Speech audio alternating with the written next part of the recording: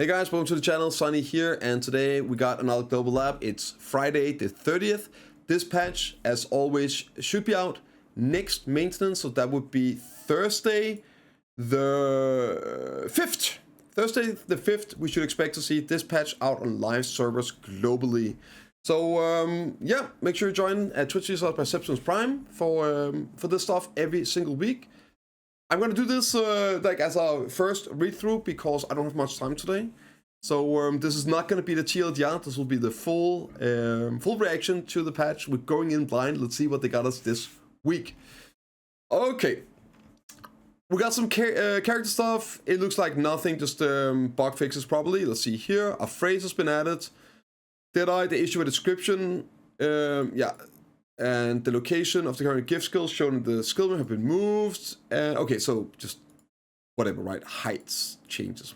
Doesn't do anything. So no real class changes this week. Okay, Arena Solar. Oh no.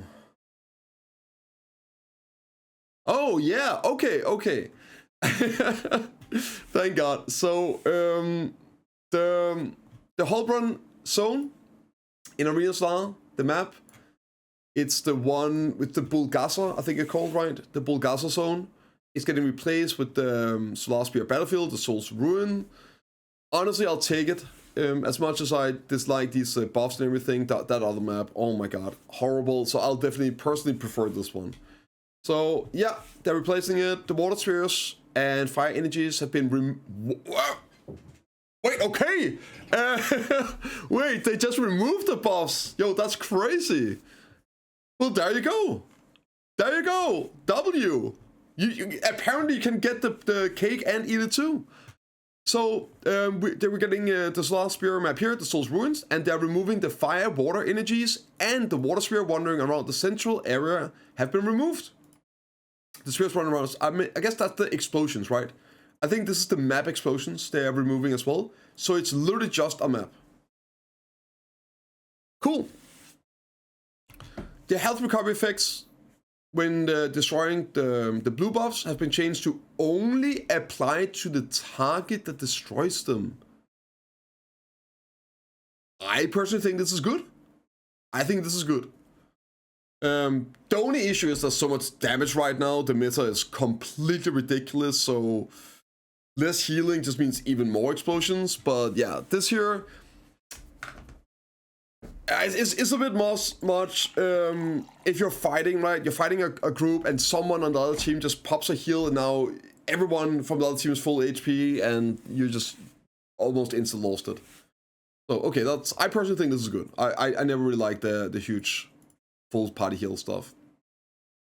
Big issue about the effects would occasionally activate twice when using the Breath of Grass and our wind were not destroyed and remained for a long time. Interesting. Improved item usability. The following items have been improved to be usable even when not in standby mode. Great.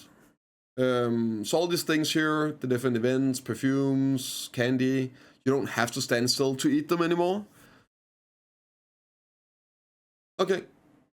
So, which means you could also use all these when you're riding, I would presume. I'm not expecting anything big for this today's patch, by the way. So, like, we'll see. Where we got Heidel Ball in less than a month. So, the following items have been removed from the list of usable items. Start festival stuff. Okay, no, we got monster stuff. Oh, world bosses. Among the world bosses, let's see if there's any. Here we go. This is the English translation. So they do that in Global Lab. They have the Korean, and then they already have a pre-English translation of some of these. Occasionally, Saka, Nuva, Karanda, and Kudum will spawn in their awakening forms, making them far more powerful than normal. If you subjugate them, you'll get even better loot. It's still just like,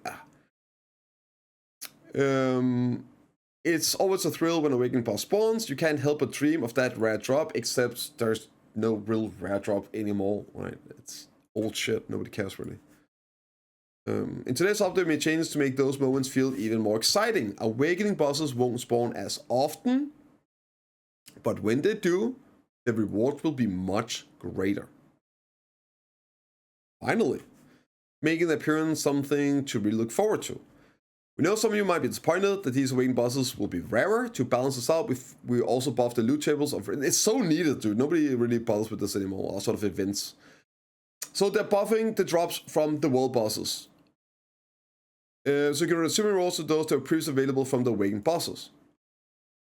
Also improve the rewards from Quint, Morg, and often, since fewer adventurers have been subjugating them lately. I know, I wonder why. Now it's perfect opportunity to take a variety of world bosses and see what you can. Good!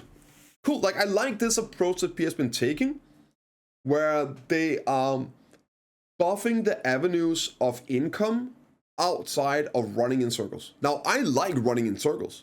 I oftentimes prefer it over anything else, but I think it's cool that you have all these different, like, event things you can do. Like your bosses, the party bosses, the dungeons, hell, even the AFK fishing is a nice chunk of silver every week. Life skilling getting buffs, the ocean content looking really solid right now, and then also going out and killing bosses. Pig cave event, one of those things as well, pops up, you go do that thing, so you don't have to stand there and lock in 8 hours and run in circles. So I guess this is great for people that have a different playstyle and prefer different things. Okay, let's take a look here. When defeating world bosses, you will now receive the same loot that you previously got from the buffed enhanced bosses, right? However, in case of Noober, you cannot obtain items of Noober's split horn, wings, and eyes when defeating him. These items can still only be obtained while defeating the boss, the event boss, right? The wing one. Okay, a rare relic from Adventure. The Adventurous relic that can be obtained by defeating the bosses has been changed to Adventurous rare relic. Okay, so which contains more valuable rewards. I guess this is the chest you get, like that pouch thing you can open for accessories. Belongings, right? Belongings of an adventure. I think, yeah, that's what it's called, right? Okay, so they're buffing that. Can be chosen by probability. The next world boss providing the damage contribution criteria within the server are met. So top 50 on the bosses can get it, and then for Quint, top 70%, 70%, and Orin 1 to 60. Oh, here it is, okay. This year, like, one of the things I really hope that PA will soon do, has been asking for this for a long time now, is universal gear or family-wide gear or gear preset, whatever you want to call it. So you could, now you have the crystal presets and everything, make it for gear as well. Let me put my gear into a bag and put it on my alts, so everyone can have their full gear out for world bosses on world boss alts. And you can make the bosses harder, you can buff the rewards, and you can make people also like try and push for these ranks instead of using Tuvala Timmy boss ults out there, right? So that's what I really want to see them do. But yeah, maybe it's someday. Okay, let's see here. The new adventure pouch here. The following are accessories of grade try to tit and 100 million silver gold bars.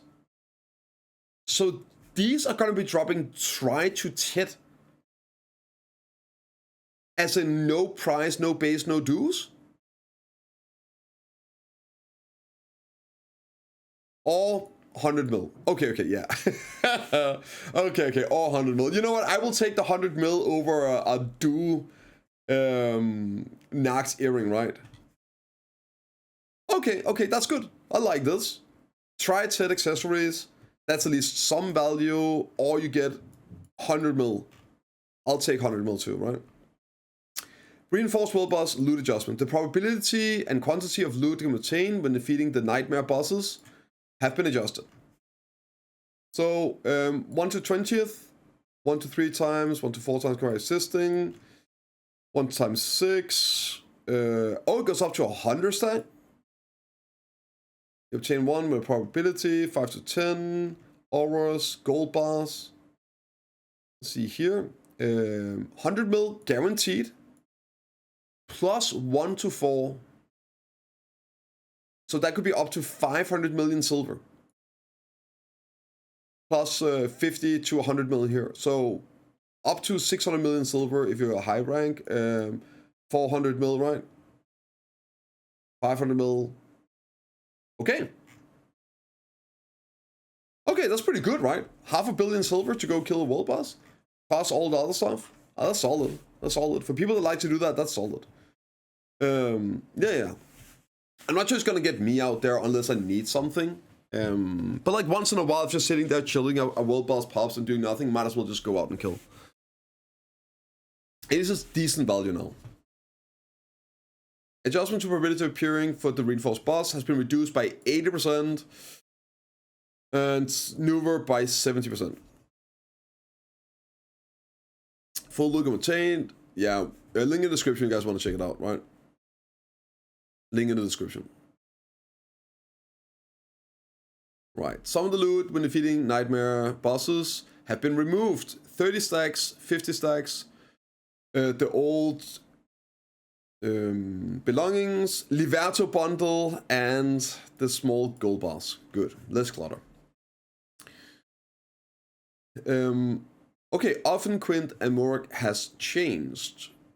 Advisor bulk 30, 50, and has been removed, and 80 stacks have been added. When the damage contribution server is ranked 1 to 60, the probability of obtaining 100 million has been increased by 250. And the number you get as well has been changed to the lower one. Loot table, Quint, 80 stacks added, other stuff removed. Yeah, pretty much the same, but just adjusting numbers. The following world bosses had their defensive adjusted. The bigger guy, defense increased 100%, defense 15. Okay, so that made them more tanky, I guess. Might have to bring out our real gear then. Ooh! Oh, it's later. Lame. Give me a place I can grind to 67. That's not Gyphon.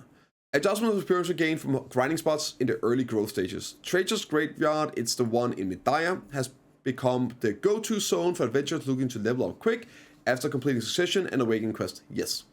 Thanks to the higher EXP rewards during early gameplay. To ensure the adventurers enjoy the journey in various locations and continue the adventures without having to visit the Trader's Graveyard, we increase the combat XP gain for monster zones at similar levels.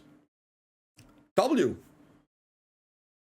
They could just have nerfed it, which would have sucked. Good. Great. So, combat XP performance has been increased. Paddocks. Spasms. Centaurs. Wow, okay. Pilaku. Crescent. Catry. I wonder if this spills over into the Decay versions as well. Sulfur. Okay, yeah.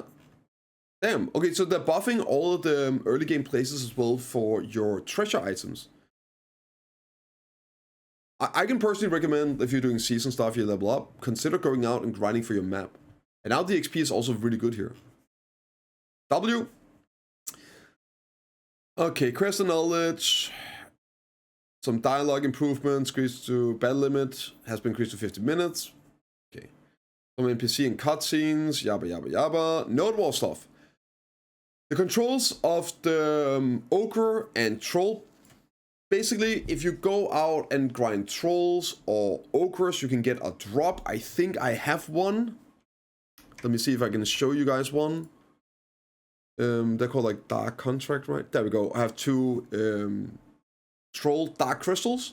It's something you can get, again, just killing these mobs. Old mobs, they can drop them, and with these you can make an item, and you can control it like a siege weapon. So you can sit on control a troll or control an ogre for node wall and siege. Okay, so conquest have been improved, the ability have been increased. The overall attack chain has been naturally improved before, and then here's after. Yeah, looks better. And when attacking plays. Okay.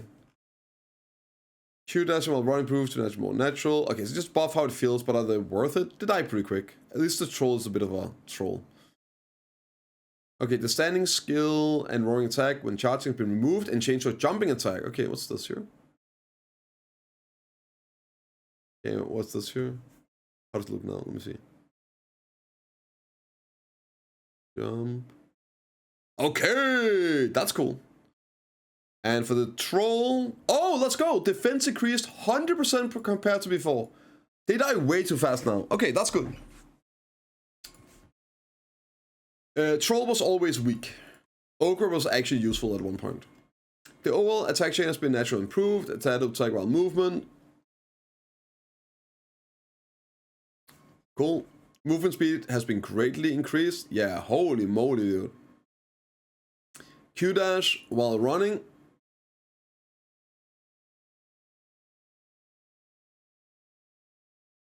Huh? Oh, dash attack while running. Oh. And 150% defense compared to before. In occupation, Mercury contract items can now be used to summon them.